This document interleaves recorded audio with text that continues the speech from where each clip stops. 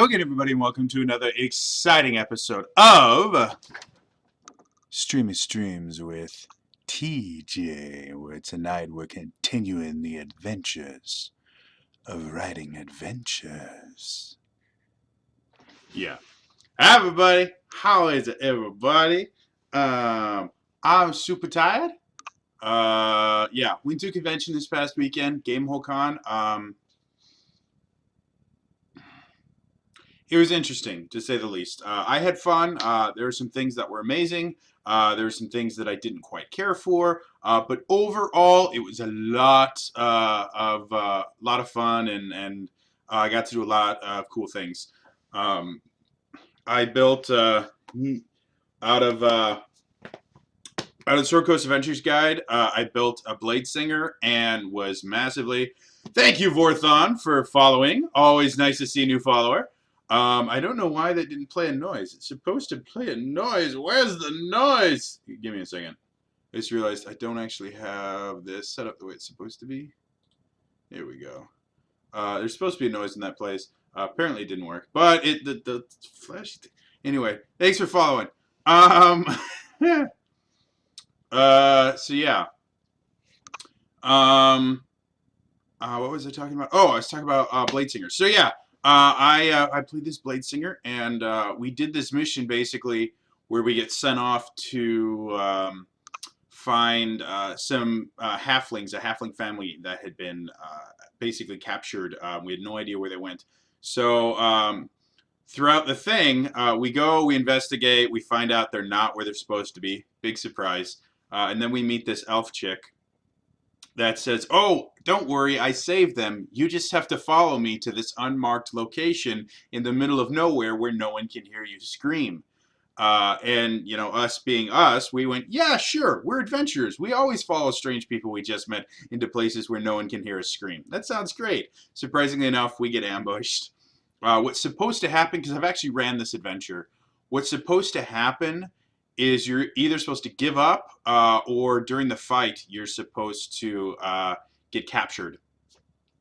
And yeah, we decided that we didn't want to get captured and we didn't want to give up. So in a battle that was just significantly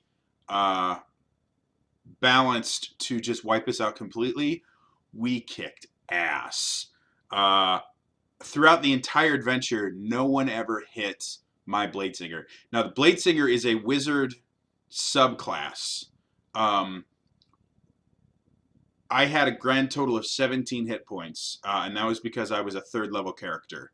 Yeah, like one hit from a really tough guy would have just taken me out of the game completely, instantly.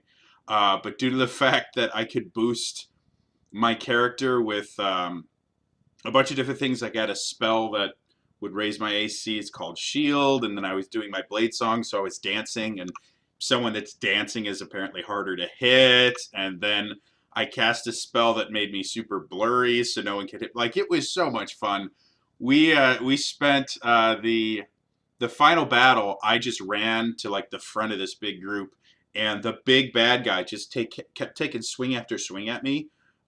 Never touched me, to the point where every time his turn came up, I would just come up with more and more insults about his inability to hit me. Like, it started off simple with like, you know what? A lot of people have performance issues. You know, you shouldn't feel bad. Oh, wait, yes, you should. And it just went downhill from there. So that was my weekend. I had a lot of fun. Let's get back to actually what I'm supposed to be doing here, which is writing a custom D&D campaign. I asked you guys a while back if you'd be interested in seeing the process that I go through to create custom D&D content. A lot of you said that you'd be real interested, so I figured, hey, let's go ahead and give this a shot. So without any further ado, let's actually let's go here. Basically, what I've done is because I'm going to be switching between and I don't need any of that. Between so many different things, I just have my second desktop. Anything I put on my second desktop, you guys are going to be able to see.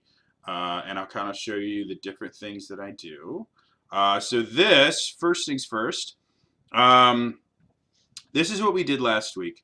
The game that I'm writing, the adventure that I'm writing, for those of you that don't know, for the 48-hour live stream that the Critters and Team Human did, I ran an 8-hour Ravenloft game. That game was basically, I took the plot of Castlevania 2 from the NES and I turned it into a D&D campaign. So that's basically what I'm doing here with another video game, one of my favorite video games that I've played a billion times, which is Mega Man X. I do need to admit that I made a rather massive screw up last week because I wasn't thinking. Last week I mentioned Dr. Wily, who is not in the Mega Man X games. He's in the original Mega Man games. Sigma is the bad guy in the Mega Man X games. So I just changed everything from Dr. Wily to Sigma. Beyond that, we started laying the groundwork for how this world is going to work. We created a very, very basic bare bones plot, which is, oh, I forgot to change that one over to Sigma. Sigma.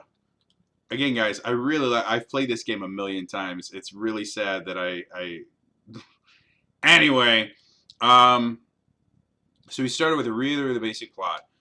Starts with an attack on the city staged by Sigma. The heroes attempt to stop it. All the bad guys get away. Heroes hunt down each one for insert reasons here. And eventually they take out Sigma. That is our bare bones plot. I like to start with a bare bones plot simply because it gives us the ability to let the characters write most of the plot. We want them to feel like they're important, that the story is about them as opposed to, you know, they're just characters in someone else's story. No, this should be their story. So I generally have very bare bones plots that I go with, and then I let the players kind of go from there and fill in all of the details. We do want to give the players a little bit of background as to what they're doing. So we wrote just this itty bitty little background. Central City, we haven't come up with a better name than that. Again, a lot of these are placeholders until we come up with something better. It doesn't actually matter what any of the names are at this point. They can all change. But we want something there so we can kind of move on. So Central City has been at war with Sigma for insert time period here. Recently, he started creating Warforged generals who have taken over the nearby kingdoms, with Central being the last bastion of resistance. Again, a lot of just kind of overarching story that can be filled in as the characters give me their backstories. The players are Warforged, created specifically to fight these generals and win the war. So, for those of you that have played Mega Man X, you know that it's all about robots. If you haven't played Mega Man X, it's about robots. Specifically, the bad guys are Sigma, who is... if you go all the way into the lore, Sigma used to be a Maverick hunter. He found Zero, got infected with the Zero virus, and then went Maverick. During Mega Man X, there are 8 different robots that have gone Maverick that you kind of defeat. Each one gives you a weapon. You can use it on other things, blah, blah, blah, blah, blah. You know, rinse, repeat, basic Mega Man, you know, gameplay. Since Dungeons and Dragons in general is not a science fiction setting, you can turn it into a science fiction setting, but technically everything is built to be in a high fantasy setting. So we wanted to change some stuff around to make this story fit in a high fantasy setting while still holding on to some of the things that made it feel like feel like a Mega Man X game. So we decided that the Mavericks were going to be turned into Warforged, simply because, they're technically robots. They're magic-fueled robots is what the Warforged are. They come from the Eberron campaign setting, and yeah, they were created for this massive war that eventually ended, and during Eberron, anytime you're playing in the Eberron campaign setting, the last war was like 100 years ago, and these Warforged keep waking up in random places. So, like, hey, Warforged General, that sounds cool. We decided that the player characters must all be Warforged as well. But due to the fact that Warforged have a very specific set of stats, it would make it kind of difficult for them to play anything other than kind of like a real tanky character. So we went and we created a bunch of different Warforged types so that people can play any kind of character they want, but they still get that feeling of being a Warforged and stuff. So you have your standard battle type Warforged, which is just the regular Eberron Warforged. They released it as an Unearthed Arcana thing you can download for free. So yeah, that's that. Then we created an Arcane type Warforged, which is something that uses intelligence. You know, intelligence is a spellcasting thing. And we changed battle type Warforges and Warforged in general get a +1 to their AC because they're made of metal. We're like, well, that wouldn't make a whole lot of sense for a lot of other classes. It would make it a little bit more difficult. So we changed composite plating, which is what gives them the +1 to AC, to something different for each one that we take from the different races that have intelligence as part of their thing. So with the Arcane type, you could either get the Cantrip feature from the High Elf subrace or Tinker from the Rock Gnome subrace. And I specifically wanted to give people options, so even if you had 2 Arcane type Warforged, or even 3 or 4, they could feel very different. So we give them a couple different options here, and then obviously building their characters will be very different as well. Speed type Warforged, this is a dex-based one. And the +1 AC you can replace with either Fleet of Foot, which just gives them more speed, or Lucky from the Halfling race, which just means anytime they roll a 1, they can re-roll. They can re-roll it, which is, to be perfectly honest, is a little bit OP. And for years I despised it, but whatever.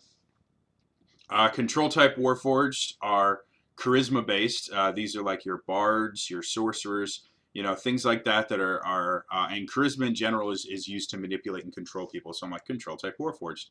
And they either get a breath weapon from the Dragonborn or the Infernal Legacy from the Tiefling race.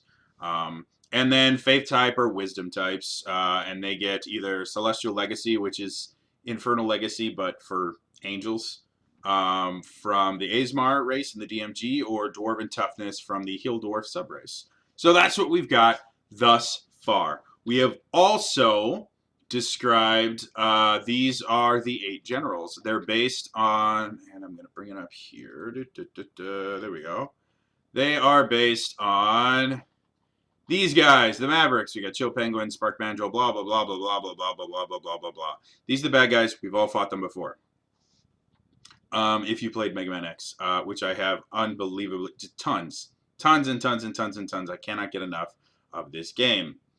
So that's what we've got. So what we did decide is that, just like in the games, each general is going to have a specific type of damage that they specialize in. So Chill Penguin, cold, lightning, thunder, water, slashing, poison, air, fire. Is water a damage type? I actually have to look that up. I was just going through stuff quickly, and I'm like, oh, is that a real thing? I probably should know this. Damage types. I know it's in here somewhere. Adventuring, environment, attack rolls, ranged attacks, 2-weapon fighting, acid, bludgeoning, cold, fire, force, lightning, necrotic, piercing, poison, psychic, radiant, slashing, thunder. Water is not a damage type. I don't know why I have that in there. Let's change water, because cold they already have. We could do, what would be very watery?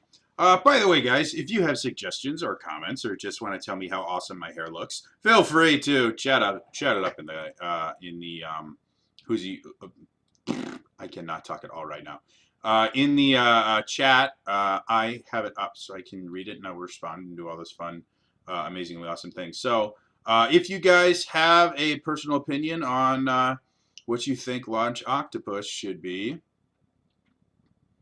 how badly do I want to shove my party to the brink of death? Well, funny you should mention that, Antares one. I personally think there should be a lot of danger, and the players should never feel that any choice that they make doesn't matter. There should always be consequences to everything. However, I'm not the kind of DM that delights in killing off parties and stuff like that. I would the only time I really enjoy killing off a party member. Hey, Bill. Yeah, I was thinking about piercing. I was also thinking about force damage, just because a lot of the water elemental creatures and stuff like that I've dealt with in 5th edition, for whatever reason, use force damage. And force damage isn't. And force damage isn't really limited by the fact that you're in water. So yeah, I was thinking. I guess piercing actually would work pretty well. Piercing. Oh, it helps if I'm actually in the right screen. Piercing. So that's what happens. So yeah. So yeah, the idea of bringing characters to the brink of death is something. I have no idea why my computer just beeped, but it did, and that was weird. Okay, why did you do that, computer? Yeah, I think I'm gonna go with piercing. Bludgeoning octopus. Yeah, I thought about doing bludgeoning damage. Armored armadillo was technically already. He used to be a bludgeoning damage, so I'm like, Vonch octopus. He has explosions and stuff like that. Like, if you remember the fight, like he fires a bunch of rockets at you.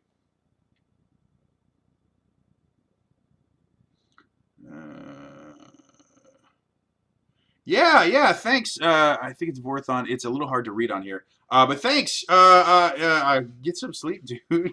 I've actually got a couple friends from Germany, and yeah, finding times when we can actually talk to each other is always a very difficult prospect. But hey, thanks so much. I really appreciate it. I had a lot of fun with that. So yeah, me personally, I think getting to the point where the party is on the brink of death, depending on your campaign setting, should be something that feels either rare or should be an element of like. Am I supposed to be remembering? I have no idea. I can barely remember myself, much less what you're supposed to be remembering. But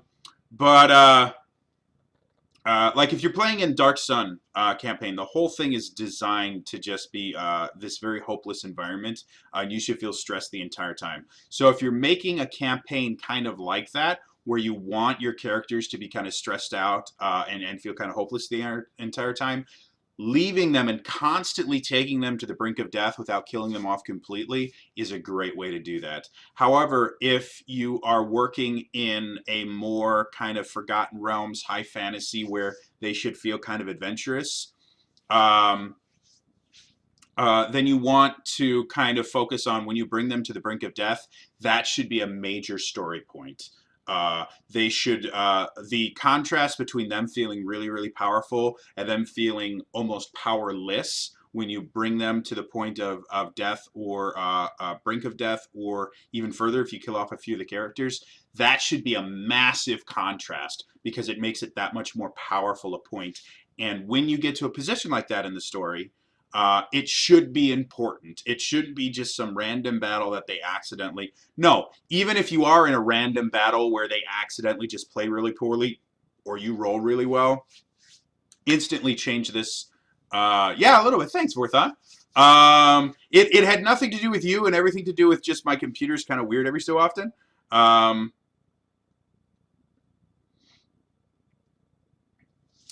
So yeah, you know, anytime again, depending on your campaign style, if you want your players to feel kind of hopeless and just stressed the entire time, which is a fun way to play. Like I said, Dark Sun is my favorite campaign setting, specifically because you really feel accomplished when you get through it, because you're just always, the deck is stacked against you so massively. It's great.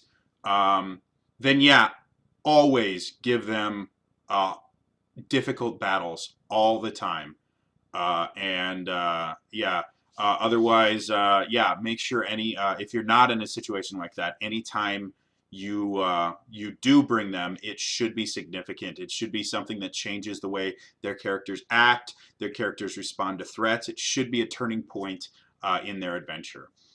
So anyway, as far as this one specifically, if we look at Mega Man X and we look at kind of the theme of the game, Mega Man is starts off the game by losing to Vile, and so that would be kind of a brink of death situation, and that would actually give them a reason to go after the generals, because they could go, okay, we can't defeat, you know, his second in command. How in the world are we going to defeat him? If we go after these guys, we can get stronger. So I would probably say, like, your first opening battle, they should lose pretty spectacularly, or just barely win, but with um, a lot of casualties. If the players themselves are really, really good and you're having a hard time doing anything to them, which is absolutely fine. It's great to play with really smart, really powerful characters and really great players. One of the tips that Chris Perkins gave forever ago when they were talking about high-level content in 4th edition, where it's just about impossible to kill player characters, is don't worry about killing the player characters. That is not the only lose condition you can put in. Kill civilians. Make their decisions affect people that they can't protect or they can't stop. I've seen really effective uses of things like a necromancer where he's got like a magical shield up. That's all right. And Taurus, even if you don't know the Mega Man X series, I'll kind of be explaining it as we go along, so it's not that big a deal. Again, this is Mega Man X in D&D, so we're going to be combining elements of both. Awesome, Vorthon. So anyway, yeah, the example that was given was like this necromancer that has a bunch of children that he's creating this spell that will kill all of these children to power insert bad magic item here. So the player characters have to find a way to get through this shield and save the children. They are, at this point, nigh invincible. They're very, very difficult to kill, and so throwing stuff at them to make it so that they die is going to be very, very difficult. However, creating a lose condition where a bunch of innocent children die if they don't do something creates creates the idea that, first of all, they're not invincible, because while they themselves might be, other people can still get hurt and they can still feel bad about that and still feel powerless in certain situations. And since the goal of the necromancer is not to kill them, you can throw different monsters at them. The monsters don't have to do much damage or any damage at all. They just have to slow them down. So thinking in that mindset creates a lot more varied encounters and will keep your players on their toes. So getting back to this, we have these 8 generals. We also picked a level range for this. We're going to say that they will start at level 5, because I like running, basically they're called Tier 2 adventures in D&D 5th edition. They go from level 5 to 10. And in general, there's enough unique about character classes by 5th level that they play very differently, but they're not super overpowered to the point where a novice player will get overwhelmed by their abilities and a veteran player will be able to kind of game the system. So, yeah. So we know this is going to be 5th to 10th level, and now we need to start kind of defining these different boss monsters. One of the ideas I had over the weekend was that I'm a big fan of the idea that D&D is a hell of a lot more than just a story with a lot of combat built into it. I love being able to put situations in where you can beat a boss without drawing a weapon ever. So one of the things I thought would be really, really cool is these were all created by Sigma. I thought it would be interesting if, to go with the D&D theme, if each one of these characters, each one of these generals, was their personality was based on a different alignment type. Like Sigma himself, Sigma, there we go, would obvious chaotic. Sigma himself would obviously be chaotic evil. That's how it's supposed to be.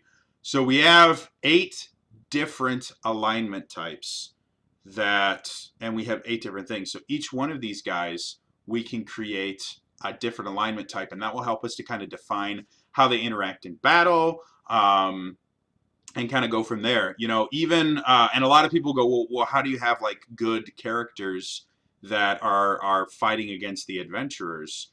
And a lot of that will have to do with being manipulated, or maybe even being blackmailed into doing things. Like you can have a lawful good paladin that does horrible things simply because he's been ordered by what he believes is his deity, and he thinks that by doing these evil things, he's actually helping the world as a whole. So by doing stuff like that, you create these really interesting characters, and by giving them these little features in that, you can let the players have more of an option than just, oh, look, there's a bad guy. Let's beat him to death with whatever we have in our inventory. No, let them play these characters like they're real life human beings. You know, give them the option of, hey, maybe this person, maybe we can actually get one of these generals on our side and change things up that way. Or they can go through and kill every one of them. There's so many different ways to play this. So let's start with assigning the remaining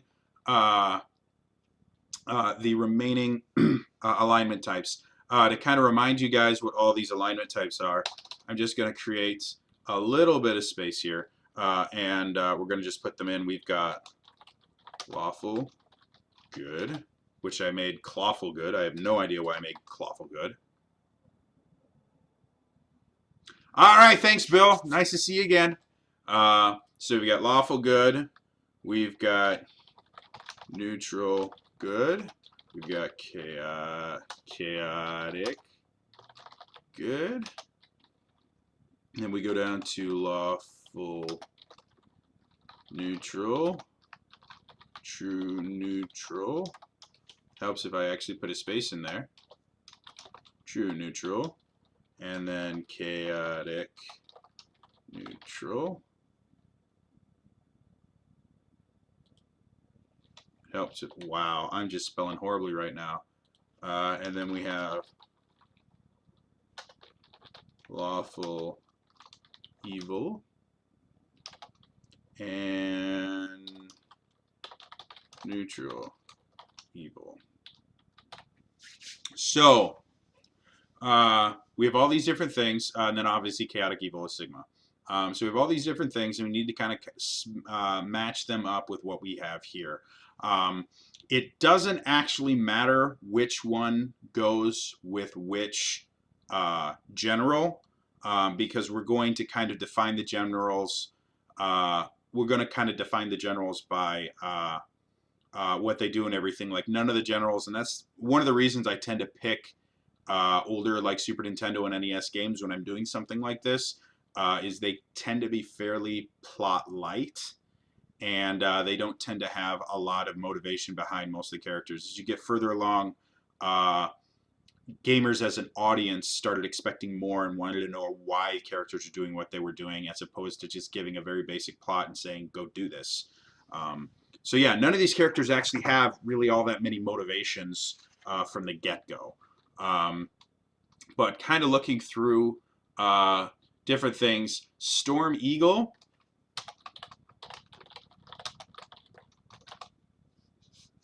Storm Eagle, when they re-released it, they kind of made him not quite as evil as the other characters, but he was very much kind of, you know, forced into this. So we're going to create Storm Eagle to be the lawful good style person. A word on alignment that a lot of people don't realize, the idea of lawful versus chaotic and good versus evil is not quite what a lot of people think it is. Lawful basically just means they want to follow the rules, whether they're good rules, bad rules, you know, nice rules, evil rules, whatever you want to call them, uh, they are very much under the idea of if there are rules, I will follow them. Chaotic is just the opposite. They're very much the idea of freedom and breaking rules. Anyone from a freedom fighter that's trying to overthrow a tyrannical government, to a terrorist that's going around trying to blow up buildings to make a sovereign government fall, would both be chaotic characters because they're fighting against the rules, the established norm. And the same would be true of a paladin going around following a code of chivalry would be a lawful character, as well as a mass murderer who only kills people with a ring on their left hand who also happen to have blue eyes. Very different extremes, but they both have rules that they will never ever break. So that's the difference between lawful and chaotic. And then good and evil is not what we think of as like altruistic versus just maniacal or abusive. Good is evil is self-focused.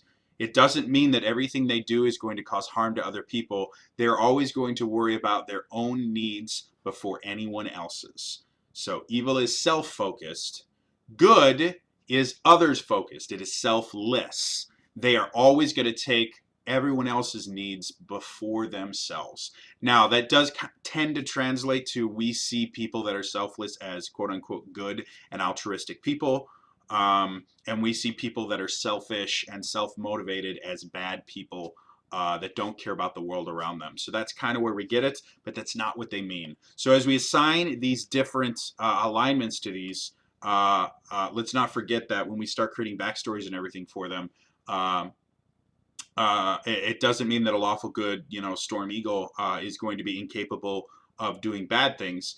It simply means that their motivation behind it has to involve something that benefits everyone else as opposed to them, and it has to follow some sort of rules. So going from there, we've got lawful good, neutral good. Neutrality is about balance. They let sometimes good things happen, sometimes bad things happen, but overall, they want what is best for the whole for a neutral good. So let's go with who do you want? All right, I'll open it up to the audience. If you guys have any ideas on what you guys want to see here, let me know.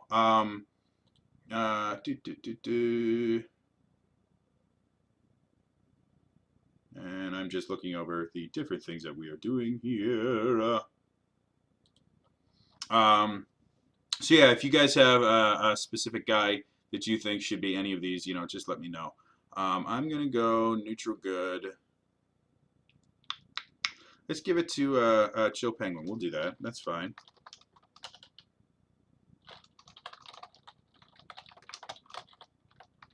So we got neutral good.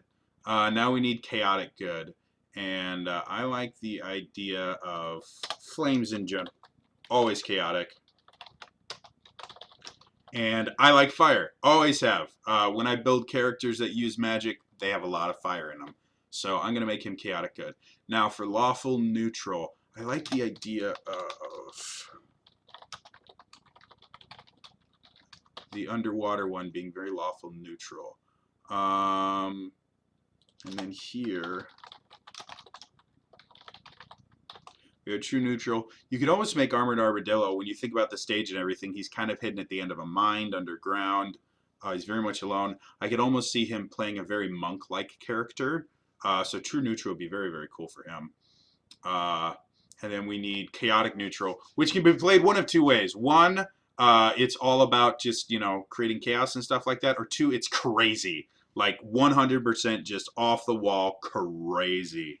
And I like the idea of Spark Mandrill with the electricity just being crazy. I've had quite a few people play chaotic neutral characters, and I've played them a couple of times. They're a lot of fun to play if you understand the idea that you're not always going to do the right thing in a situation. and sometimes your party's going to get upset because your specific alignment is going to go contrary to what a lot of other people think should happen. So we've got Stinkamillion and Boomer Kowanger. Boomer Kowanger for me has always, and again, these are completely arbitrary. It doesn't actually matter, but he just seems like a lawful kind of person. He has almost a samurai aspect to him, so he could be an evil samurai, but he still has a code that he follows. Whether or not it's a good or a bad code is irrelevant. He has a code that he follows. Stinkamillion he is just a bad guy. He is my least favorite of these guys to fight. I hate fighting Stinkamillion. I never have. So yeah, now we have done all of that. So we can actually start defining these guys a little bit more, and I think that's what I'm going to do today. So we don't need this anymore. I just had that up there so we had kind of a reference. We'll do that there. And so now we're going to go to the second page, and we're going to start going with, we're going to start defining the generals. So we're going to go here, and we're going to start with, so the one based on Chopin. We're going to start right at the top. So we're going to start with Chill Penguin. He's going to be cold based.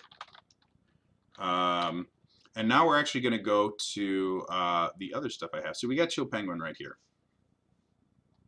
These are the various things that he can do. He has one ability where he pulls on a thing and all this ice and snow happens. It actually pushes you back to the wall. So that's one of his abilities. And then he also fires these ice balls at people, so he has a ranged aspect to him. He's not like a go up and punch people. That's my phone. So we have that. He also has this thing where he just dashes and slides on the ground and does some rather massive damage. And I don't think they actually have a picture of his other attack. But what he does is he sprays out this ice stuff from his mouth, and either he freezes you or he creates these little kind of little ice people that he can either blow at you to try and hurt you, or he kind of crashes through them and you. So looking at the tactics we already have there, and again, the reason I do this is it gives you kind of a start off point, but it lets you be very, very creative. So you've got a character that fires ice balls, that creates snowstorms, and creates kind of minions and things like that out of ice. To me, that kind of screams some sort of caster, but with a little bit of an oomph to him.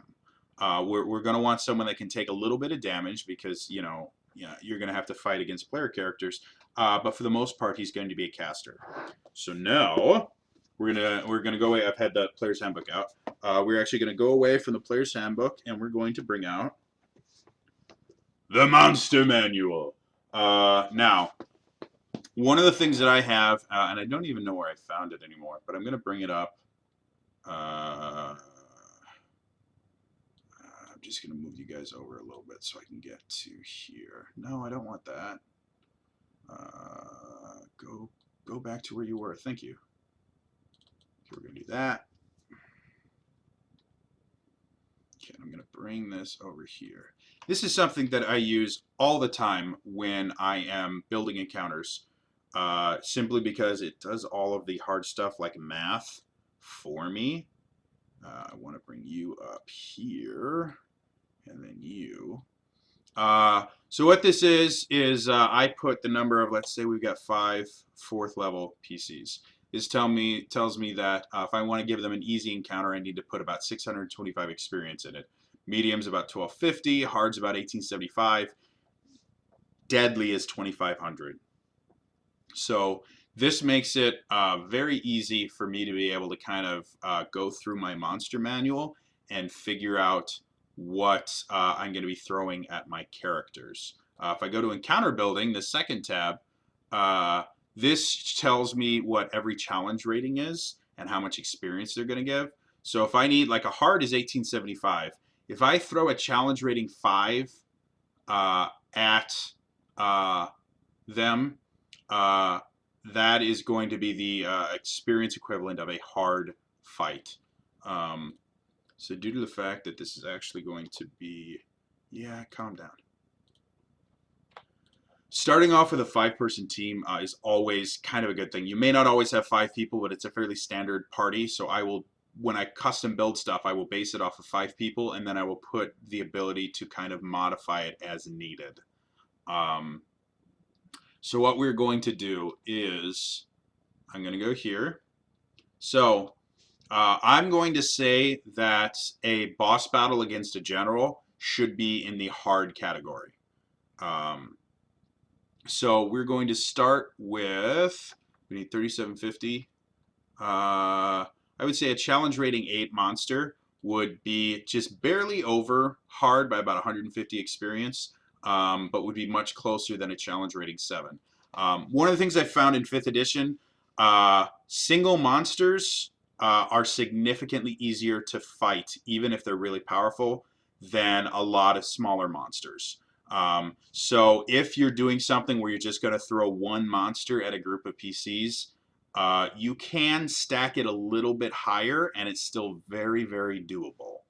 So what that means is, since the characters are going to be changing from like level 5 to level 10 over this, and more likely than not, we'll probably get to about level 8-ish, level 8, level 9, when they're fighting the generals. Each of the generals, we're going to find a monster in the monster manual that's a challenge rating 8, and then we're going to go from there.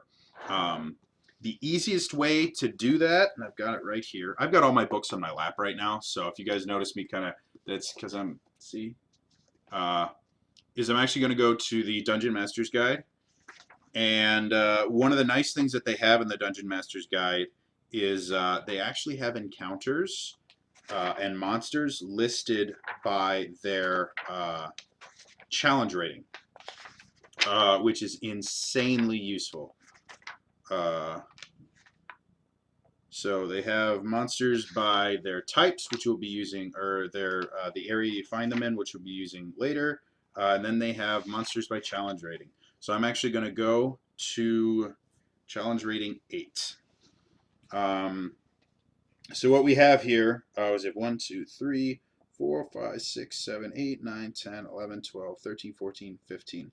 So you've got 15 different monsters that are challenge rating 8. We're going to try and write this as all of the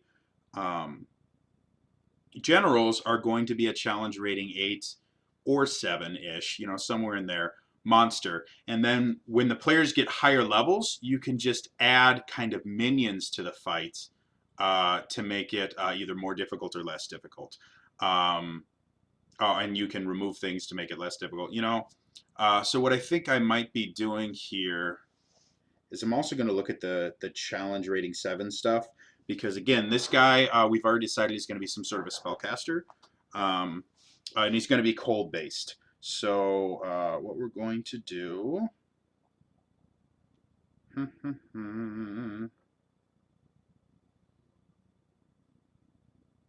actually, for a challenge rating 7, this actually might work really well. So one of the challenge rating 7 monsters, and I've ran this one before, and it's a ton of fun, and it actually fits into this pretty well. We've got Maconids. Maconids are cool. Mummies. Modrons. Mind Flayer.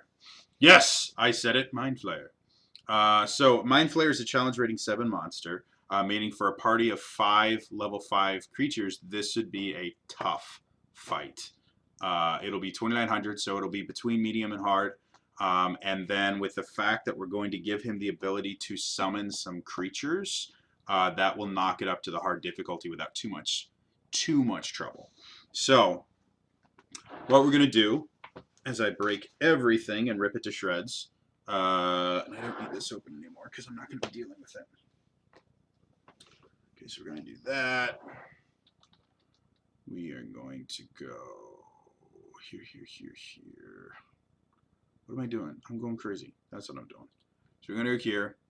Chill Penguin, we're going to make him cold based. We're going to make him a Mind Flayer stat block. So by using a pre-made stat block and just reskinning certain things, makes it a lot easier on us so that we can write the adventure. And we already know that these characters work because Wizards has already done the the work of building them and making sure that they're balanced, assigning them experience point things. One of the things you can do based on what the players are doing is they'll give you hit points and then they will give you hit dice. So what you can do if you think the players, especially if you're throwing just a single monster at a group of players, increase the hit points. You can increase them all the way up to whatever the maximum of the hit dice is. All it does is it makes the battle last longer, which makes it harder for the players because they have to deal with more attacks and stuff like that. So that's a really easy way to kind of increase the challenge rating without having to rebalance a bunch of stuff. Add more hit points, make them have to fight that much harder to defeat the monster. So we've got the Mind Flayer. The Mind Flayer itself has magic resistance, with him being kind of a magical type general. I think let's go ahead and leave that alone. That makes a lot of sense. The magic resistance is also what's going to create the challenge for this creature. The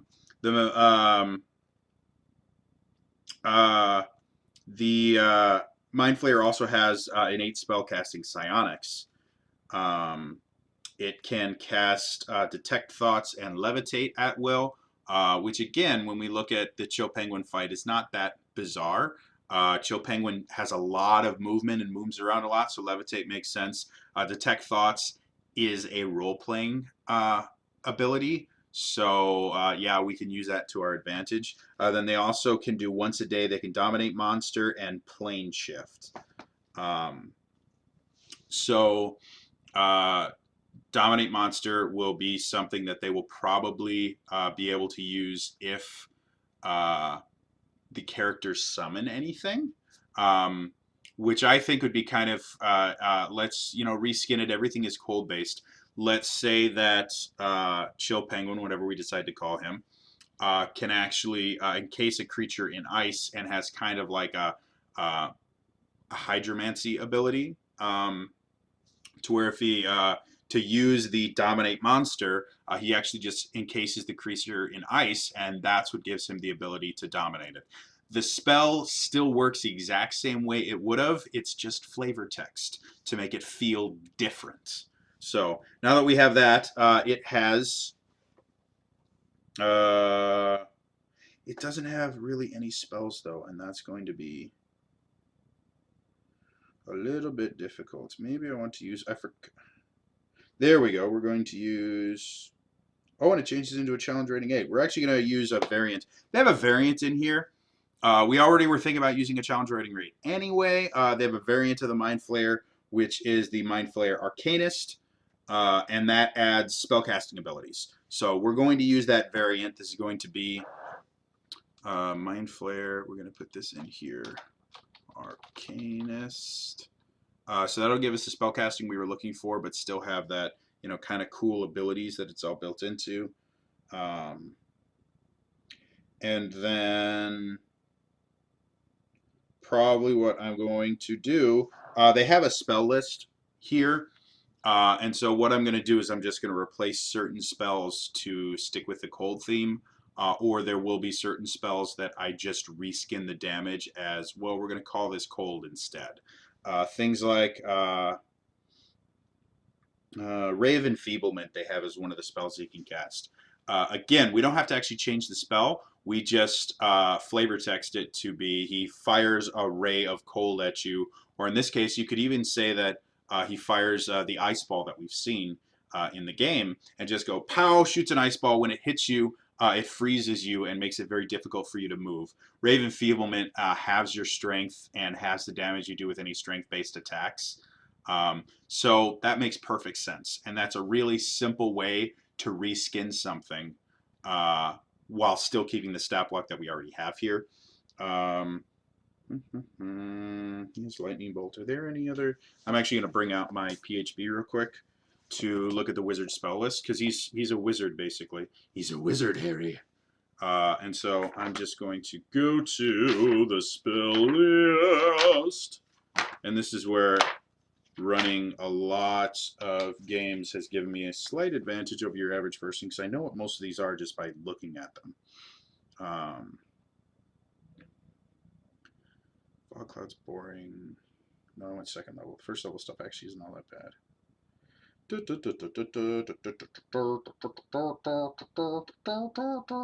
I would probably replace, because they've got... no, I want level 3 spells, because the level 2 ones actually aren't that bad.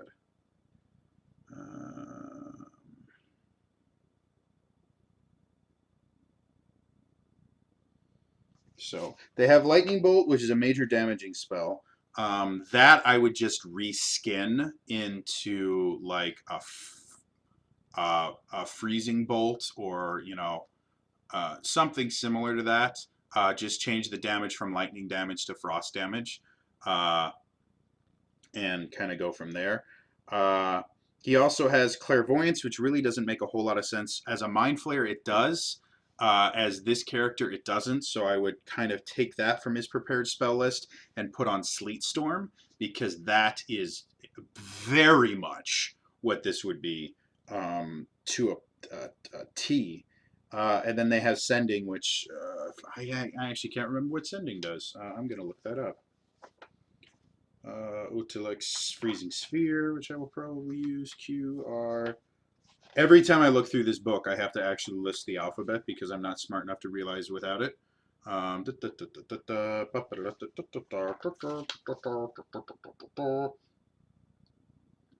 Sending. This is not that hard, I swear. Spare the dying. Speak of it. Am I missing this? Sending. S-E. I'm so bad at the alphabet.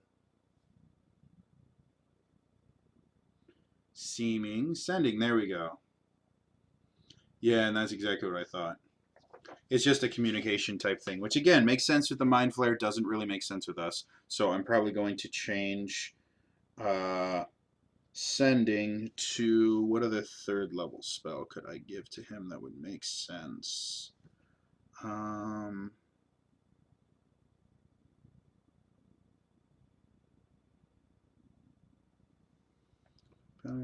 Hot, Lightning Bolt, Magic Circle, Major Image, Non-Detection, Venom Steed, Protect for Energy, Remove Curse, Sending, Sleep Storm, Slow, Stinking Cloud Tongues.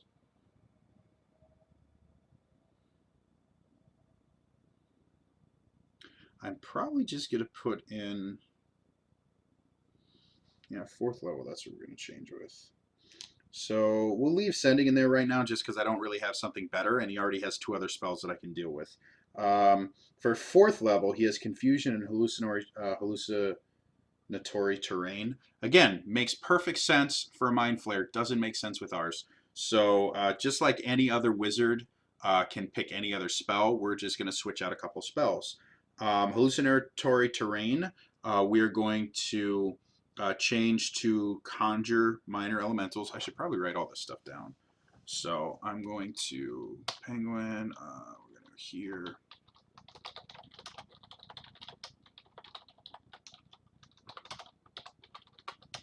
So what have we talked about 4 more right now? So it's really, we only start changing spells for replace how do you spell hallucinatory? Hallucinatory terrain with Conjure Minor Water Elemental. Conjure Minor, it's actually just Conjure Minor Elemental, and they will use the water one. Because again, cold-based, and I don't believe they have an ice elemental. And then Confusion, blah, blah, blah, blah. Is there another really awesome 4th level Ice Storm? Yeah, we would replace...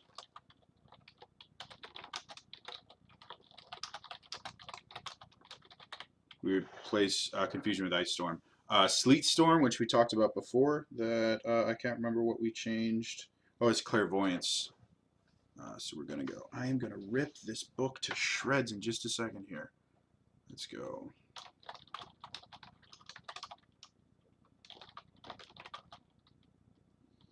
Which one was it? Clairvoyance.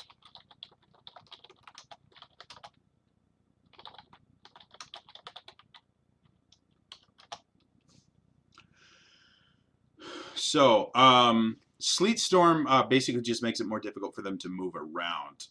Ice Storm is a damaging attack. So they will have different different uses in different times that you would use them. But yeah, they are very, very different. And then obviously Conjure Minor Elemental will change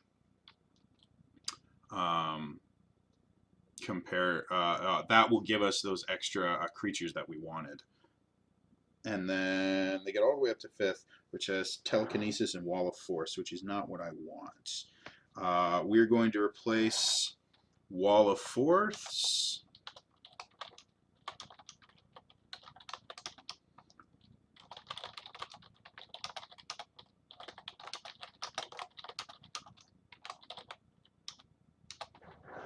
I'm going to replace Wall of Force with Cone of Cold, because again, that is just very much a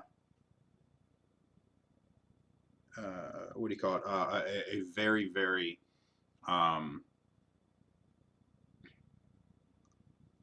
typical, iconic ice-based spell. And then what I think I'm going to do, Big Beast Hand. Oh, and they have Conjure Elemental, which I might do that there because that's 5th level. I've got the 4th level stuff. Just to give some variety. So we have Conjure Minor Elemental at level 4 and then Conjure Elemental at level 5 to give you as the DM the ability to modify the fight to a point where it's still challenging, even if you have really, really good players that know how to play their characters. We'll be able to do this. So basically, we have already kind of built this up to a very nice, easy to run creature because we have the stat block of the Mind Flayer. We'll just put a few notes in there about how you know, we're always going to everything is going to be ice based. So anything from like the Mind Blast to the attacks that he has, the Tentacles and Extract Brain, are going to be based on cold and things like that. So like the Tentacle attack will be him, you know, I think it makes the most sense, that little diving attack that he does in the game. That'll be the Tentacle attack where he just rushes in and like pile drives into you. And then the Extract Brain will be if he hits you. Let's say he freezes, because he grapple. Part of the Tentacle attack is he grapples you. So let's say if he hits you, he actually freezes to you, so you're stuck to him. And then he uses that, you know, frozen ability to basically suck out all of the heat from your body. And that'll be what we call the Extract Brain attack. And again, we can just change damage types as needed. Like the Tentacle attack technically does psychic damage. We can just call it cold damage or bludgeoning damage, whichever you prefer. That does change things a little bit. If you make it bludgeoning damage, understand that barbarians and a lot of spells give people resistance to non-magical bludgeoning damage. So if you do that, understand that there will be a lot of things that will only take half damage from it. And the same is true every time you change something to a cold. All it means is that if they have protection from elements, somehow, resistance to cold damage somehow, it makes the fight that much easier for them. So don't feel bad about certain things not doing cold damage all the time. You know, you can you know, change things up a little bit, call it a different spell, call it whatever you want. You want to give your players a challenge. You don't want to make it impossible for them to win. You don't want to make it super, super easy.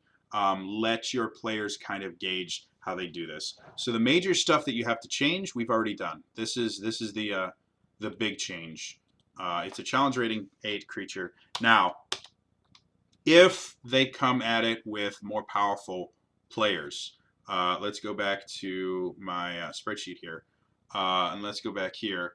Instead of, let's say 5, let's say they come to this at level 6. So you're going to do 5 level 6 characters. That means hard is now 4,500. And we go back here. We have a challenge rating 8. It's 39. We're short 600 experience for this to be a hard encounter. So in order to do that, we're actually going to go and we're going to find a couple cold or water kind of creatures. And again, we're going to just hop into the DMG again to find them using those lists in the back. Monster features, monsters with classes. I want to go all the way to the back. So if we need 600 experience, we could easily just take 3 challenge rating 1 monsters, and that's 600 experience right there. So just going over what we have here. Fire snakes are really, really cool.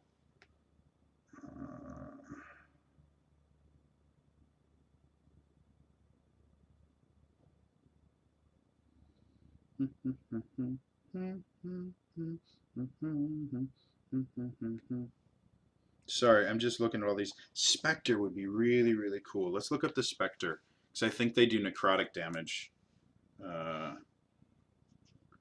And they're under Ghosts, which is G. Gargoyle, Genies. Hi, Genies.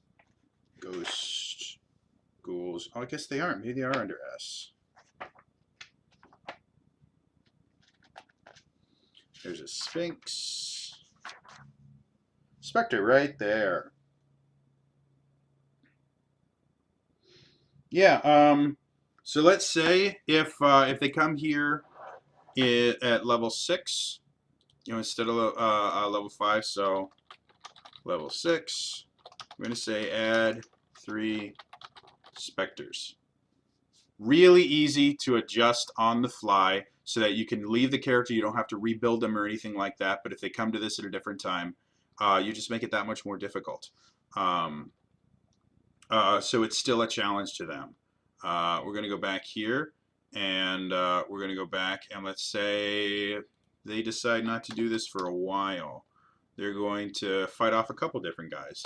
They're not going to get here until level 7. That brings us up to 550. So we go to encounter building again. We have 3,900, but we need it to be 5,500. So now we are roughly 1,600 down. So instead of just adding a bunch more specters, which will make this a very, very difficult battle, we're just going to go and we're going to find something a little bit more tough.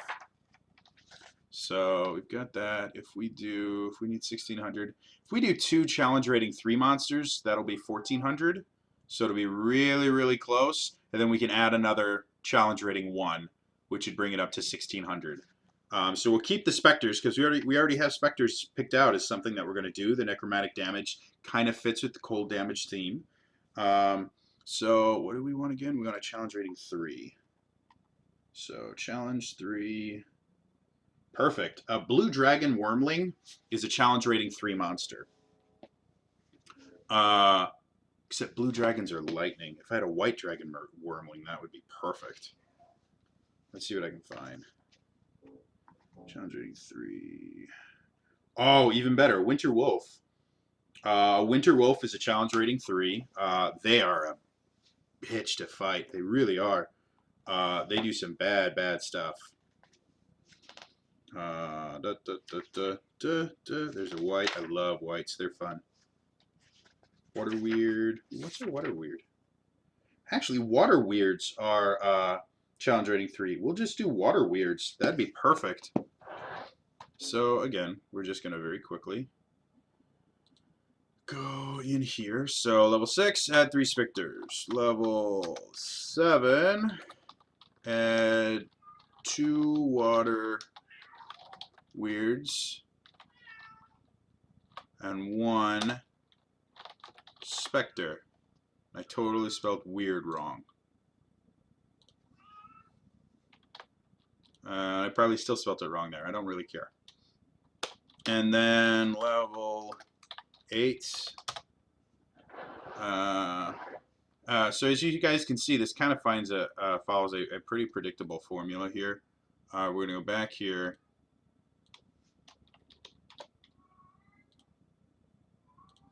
Level 8, 5. So now we're at 7,000. So again, we still have the 3,900 challenge rating 8, but we're at 7,000. So now we're looking at about 31 experience down. So we go back to the DMG.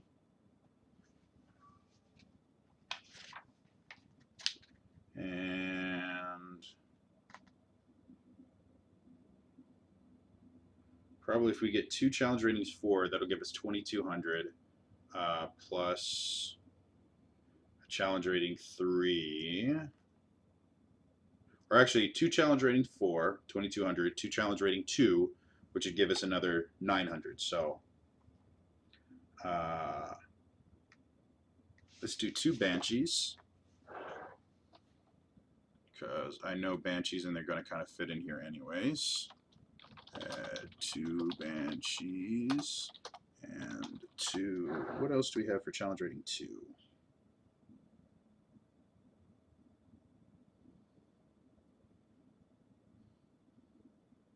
There's a lot to pick from in challenge rating 2.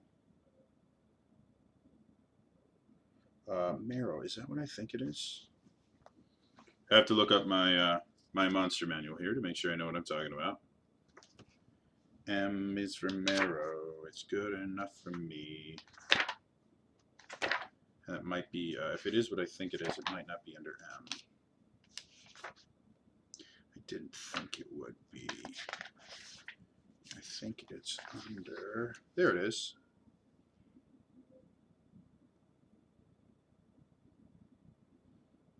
It is a water creature. I'm probably not going to use it simply because it needs to be in water to be effective, and they're not going to be in water in this. So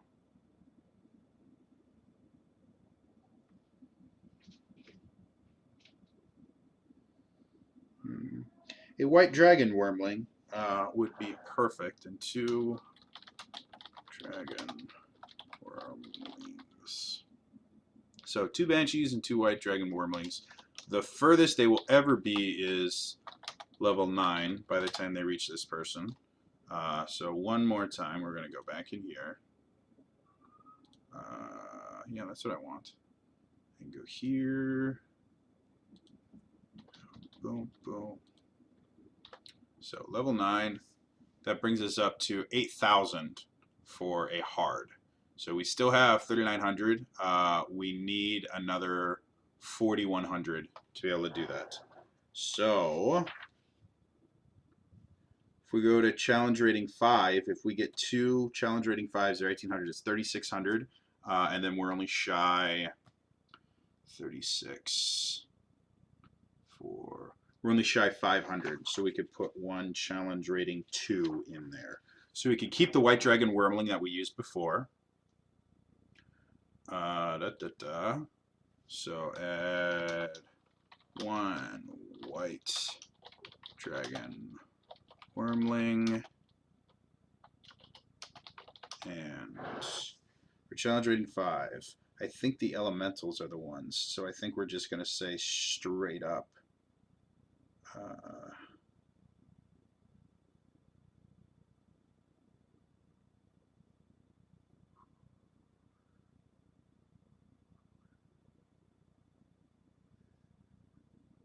Yeah, we're just going to go straight up. 2 water elementals. And he can actually summon more using Conjure Elemental. So, and that's it. We basically have Chill Penguin. We have the actual fight itself done. We know that it's going to be a Mind Flayer Arcanist because we decided it's going to be a caster with a bit of control aspect to it. And that fits perfectly with the Mind Flayer. We changed a few spells to give it that more cold theme that we want it to have.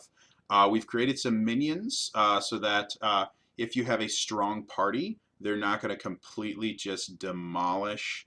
That's the one I want. They're not just going to completely demolish. I got to see what's going on here.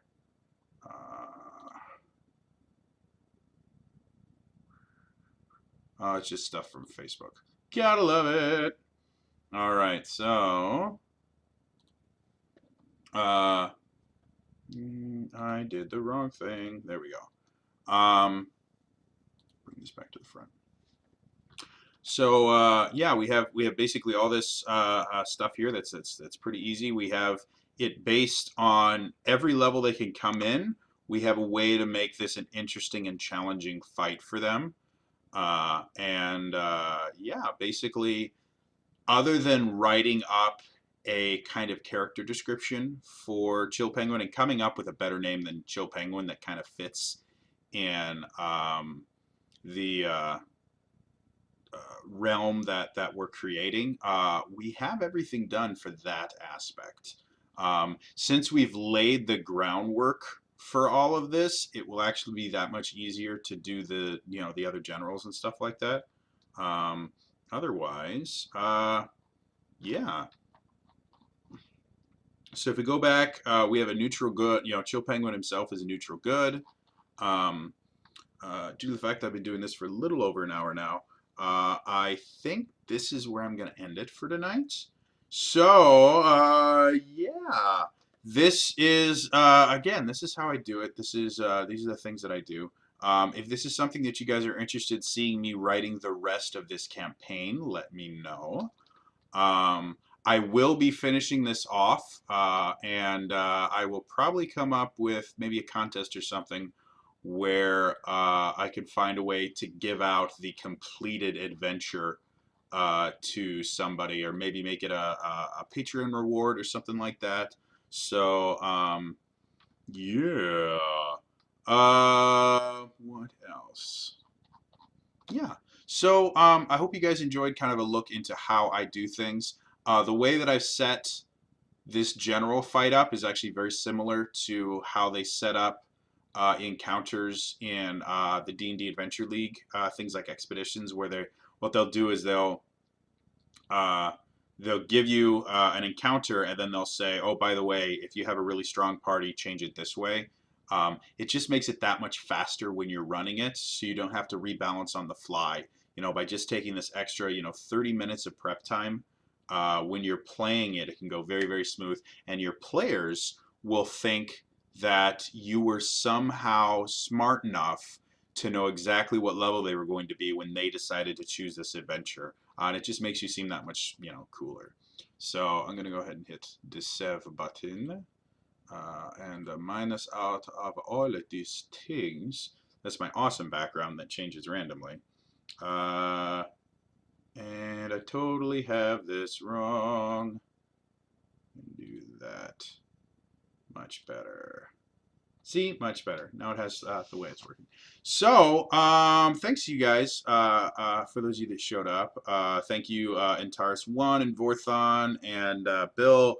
I really, this is actually a lot more fun for me if I have people to interact with. And also, I have no problem with letting you guys kind of fill in the blanks and give ideas and stuff like that as far as how I create this campaign. If you guys want to see me finish this campaign, let me know. If you prefer me to go back to playing video games and stuff like that, let me know as well.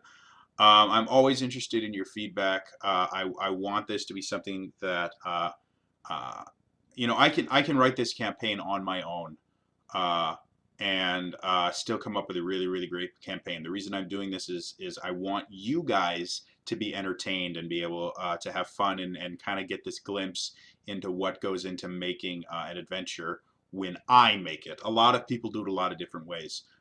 So if this is interesting, I'm going to keep doing this. If this is something that nobody really cares about, I'm going to find something else that you guys do care about, that you do want to watch me do. There are so many games that are coming out right now. There are so many games that I have on backlog that I haven't played yet. that I'm more than happy to do that as well. So please tweet me if you're watching this on YouTube. Comment below the video and tell me if you like seeing this stuff or if you don't. Um, I'm going to do what I think is going to be most entertaining to you guys. And if this gets low views, I'm going to just naturally assume that you guys, this isn't something that interests you. I'm going to find something different that does interest you guys. Because again, this is entertainment. If nobody is getting entertained by it, there's no real purpose to it. So again, that's all for me today, and I will see you guys some other time. I am making a video this week uh, about a lot of different things. I'm probably going to have 2 or 3 different kind of random vlogging style videos coming out where I talk about a lot of different things that have been going on and my opinions on certain things that are happening in the world. So watch my YouTube channel for those. It's youtube.com/trainerjody. Otherwise, again, that's all for me today. See you guys some other time. All right? Bye-bye.